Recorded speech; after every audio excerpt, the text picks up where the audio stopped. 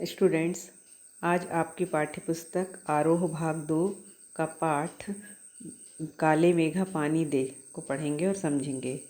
इस पाठ के लेखक हैं धर्मवीर भारती। पाठ को पढ़ने से पहले स्टूडेंट्स धर्मवीर भारती जी के जीवन परिचय को एक बार देखते हैं। धर्मवीर भारती जी का जन्म सन 1926 इलाहाबाद उत्तर प्रदेश में हुआ। इनकी प्रमुख रचनाएं हैं कनुप्रिया, 7 गीत वर्ष, ठंडा लोहा जो कि कविता संग्रह है, बंद गली का आखिरी मकान कहानी संग्रह, सूरज का 7वां घोड़ा गुनाहों का देवता उपन्यास हैं, अंधा युग गीति नाट्य, पश्यंती, कहनी अनकहनी, मानव मूल्य और साहित्य, ठेले पर हिमालय निबंध संग्रह है। इन्हें अनेक सम्मान भी मिले, जिनमें से प्रमुख हैं पद्मश्री, व्यास सम्मान एवं साहित्य के अनेक राष्ट्रीय पुरस्कार। धर्मवीर भारती जी का निधन सन 1997 में हुआ।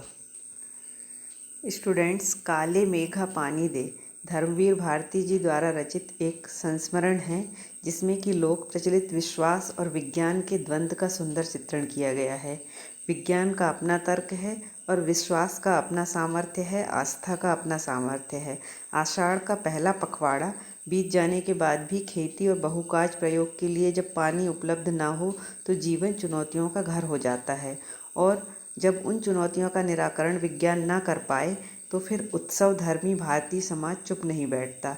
वह किसी जुगाड़ में लगा रहता है, वह कई प्रकार के प्रपंच रचता है और हर कीमत पर जीवित रहने के लिए अशिक्षा और बेबसी के भीतर से उपाय और काट की खोज करता है। काले मेघा पानी दे पाठ के प्रारंभ में आषाढ़ का पहला पखवाड़ा बीत जाने पर भी वर्षा न होने पर लोग परेशान थे। बादल का कहीं नामो निशान ना हो, कुएं सूखने लगे, नलों से भी पानी ना आते हों, जहाँ जुताई करनी हो वहाँ की मिट्टी सूखकर पपड़ी बनकर ज़मीन फटने लगती, मवेशियों को भी पानी बिना प्यासा रहना पड़ता था। जब सब हर प्रकार के पूजा पाठ कथा विधान करके लोग हार जाते तो अंतिम उपाय के रूप में निकलती थी इंद्र सेना। इंद्र सेना 10 से 16 वर्ष के बच्चों की एक टोली थी, जो सिर्फ एक लंगोटी पहनकर घर घर गंगा मैया की जयकार लगाकर गीत गाती जाती थी। काले मेघा पानी दे, गगरी फूटी बैल प्यासा, पानी दे गुड़धानी दे, काले मेघा पानी दे। इस प्रकार उछलते कूदते द्वार द्वार पर पानी मांगते। जब पानी की भारी कमी हो तब भी लोग सहेज कर रखे हुए पानी को इन बच्चों के पर फेंककर उन्हें सर से पैर तक तर्द कर दिया करते थे। ये बच्चे भीगे मदन मिट्टी में लौट जाते और कीचड़ में लटपट हो जाते थे। लेखक भी इंद्र सेना के बच्चों का समवयस्क था, अर्थात उसी उम्र का था, परंतु वह आर्य समाजी संसार और कुमार सुधार सभा का उपमंत्री होने के कारण इन सामाजिक रीति रिवाजों का विरोध करता था। लेखक की जीजी पुराने विचारों को मानती थी। लेखक का अपनी जीजी पर बहुत स्नेह था। लेखक की जीजी सभी रीति रिवाज, तीज त्योहारों, पूजा अनुष्ठानों को लेखक के हाथों से पूरा करवाती थी, ताकि लेखक को पुण्य लाभ मिल सके। जब लेखक ने इंद्र सेना पर पानी फेंकने की घटना का विरोध किया और इसे पानी की बर्बादी बताया तो जीजी ने बड़े प्यार से लेखक को समझाया कि यह पानी की बर्बादी नहीं है बल्कि दान है। बिना त्याग के दान नहीं होता। यह इंद्र भगवान को अर्घ्य चढ़ाने से वर्षा होती है। जिस वस्तु की हमें अधिक आवश्यकता हो वही दान कर देने से फल मिलता है। किसान भी अधिक अनाज पाने के लिए 5-6 सेर गेहूँ खेतों में बोता है, ताकि उसे 30-40 मन गेहूँ मिले। इस प्रकार त्याग भावना से दिया गया दान ही फलीभूत होता है। महात्मा गांधी भी यही करते हैं। लेखक लगभग 50 वर्ष पश्चात इस घटना को याद करते हैं और इस घटना की तुलना हमारे देश की आज की स्थिति से करते हैं। लेखक कहते हैं कि आज हमारे देश की स्थिति कैसी है। हम हर क्षेत्र में सिर्फ मांग करते हैं, त्याग का कहीं नामो निशान नहीं है। हर क्षेत्र में बुराई खोज निकालते हैं और स्वयं के अंदर के भ्रष्टाचार को दूर नहीं करते। अतः ग्रामीण जनता के उदाहरणों से हमें सीखना चाहिए और अपने देश में अराजक स्थिति को दूर करना चाहिए। इस प्रकार इस पाठ में वर्षा न होने की स्थिति में किस प्रकार आस्था काम में आती है वह बताया गया है। आस्था के सामने विज्ञान को नतमस्तक होते हुए दिखाया गया है और साथ ही इस संपूर्ण घटना का लेखक ने आज की देश की परिस्थिति से उसकी तुलना की है। स्टूडेंट्स, अब अभ्यास के प्रश्नों को देखते हैं। तो लोगों ने लड़कों की टोली को मेढक मंडली नाम किस आधार पर दिया? यह टोली अपने आप को इंद्रसेना कहकर क्यों बुलाती थी? तो स्टूडेंट्स, प्रस्तुत पाठ में गांव के लड़के जो कि नंग धड़ंग रहते थे, वे उछलते कूदते शोरगुल करते गली में कीचड़ कांदा करते थे, इसलिए लोगों ने उन्हें मेढक मंडली का नाम दिया था। और वे 10-12 बरस के 16-18 बरस के लड़कों की टोली हुआ करती थी। वे सिर्फ एक लंगोटी पहनकर घर घर में जयकारा लगाकर पानी मांगा करते थे। वे स्वयं को इंद्रसेना इसलिए कहते थे क्योंकि वे इंद्र जो हैं वर्षा के स्वामी हैं और ये उनकी सेना है, और ये सेना का स्वरूप धरकर लोगों से पानी मांगते थे, जिससे कि इंद्र देवता खुश होकर पानी बरसाएं। अगला प्रश्न है, जीजी ने इंद्रसेना पर पानी फेंके जाने को किस तरह सही ठहराया? तो लेखक की जीजी पुराने विचारों की महिला थी। वे दान पुण्य में बड़ा विश्वास करती थी। उनका मानना था कि कुछ पाने के लिए हमें दान करना पड़ता है। बिना त्याग किए आप उस वस्तु को प्राप्त नहीं कर सकते जिसे कि आप चाहते हैं। त्याग भावना से ही दान फलीभूत होता है।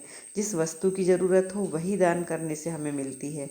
इंद्रसेना को भी पानी देने से हमारे पास और पानी आता है। किसान, उदाहरण देते हुए जीजी कहती है कि किसान भी 5-6 सेर गेहूँ खेत में बोता है जिससे उसे 30-40 मन गेहूँ मिल सके। इस प्रकार त्याग से हमारी इच्छाओं की पूर्ति होती है। स्टूडेंट्स, अगला प्रश्न है, पानी दे गुड़धानी दे, मेघों से पानी के साथ साथ गुड़धानी की मांग क्यों की जा रही है? गाँव में नंग धड़ंग बच्चे इंद्रसेना बनकर गाँवों में गीत गाते जा रहे हैं, काली मेघा पानी दे गुड़धानी दे। इस प्रकार गुड़धानी गुड़ और अनाज के मिश्रण से बनता है। बच्चे चने की दाल और गुड़ मिलाकर भी बड़े चाव से खाते हैं। गुड़धानी मांगलिक अवसरों पर बांटी जाती है। अतः अच्छे वर्षा की कामना करते हुए बच्चे इंद्र देवता से कहते हैं कि बहुत अच्छी वर्षा हो, जिससे बच्चों को गुड़धानी खाने को मिले। अगला प्रश्न है, गगरी फूटी बैल प्यासा इंद्रसेना के इस खेल गीत में बैलों के प्यासा रहने की बात क्यों मुखरित हुई है?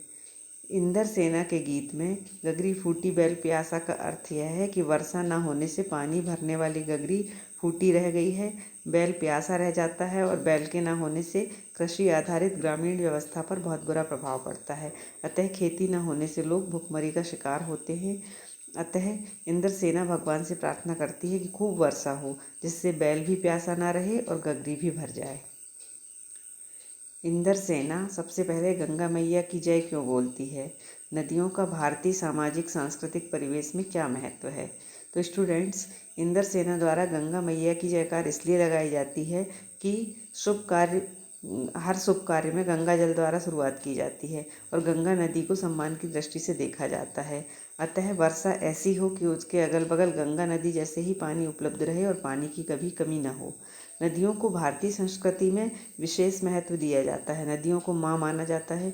नदियों से ही हमें पेयजल मिलता है, हमारे खेत खलिहान उपजाऊ होते हैं। नदी के किनारे ही देश के प्रमुख शहर बसे हैं, जैसे अयोध्या, काशी, बनारस, दिल्ली, अहमदाबाद आदि।